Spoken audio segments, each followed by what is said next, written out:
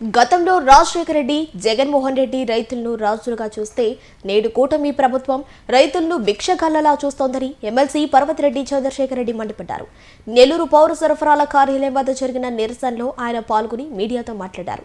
ఉచిత విద్యుత్, జలయజ్ఞం వంటి పథకాలతో రైతుల జీవితాల్లో వెలుగులు నింపిన ఘనత వైఎస్ఆర్ కుటుంబానిదేనని గుర్తు చేశారు.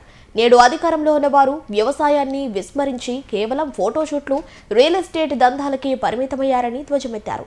గిట్టుబాటు ధర అడిగితే హేళనగా మాట్లాడే మంత్రులు ఉన్న ఈ ప్రభుత్వం రైతు ద్రోహి అని ఆయన అభివర్ణించారు. రైతు గనక వాటికి గిట్టుబాటు ధర కానీ అవన్నీ కానీ ఉండగలిగితే, రైతు సంక్షేమంగా ఉండగలిగితే వ్యాపారాలు బాగా జరుగుతాయి. వ్యాపారాలు బాగా జరిగినప్పుడు డెవలప్మెంట్ ఉంటుంది. డెవలప్మెంట్ బాగున్నప్పుడు కంపెనీలు, ఇండస్ట్రీస్ వస్తాయి. కంపెనీలు, ఇండస్ట్రీస్ బాగొస్తే అక్కడ ఎంప్లాయ్మెంట్ కూడా జనరేట్ అవుతుంది.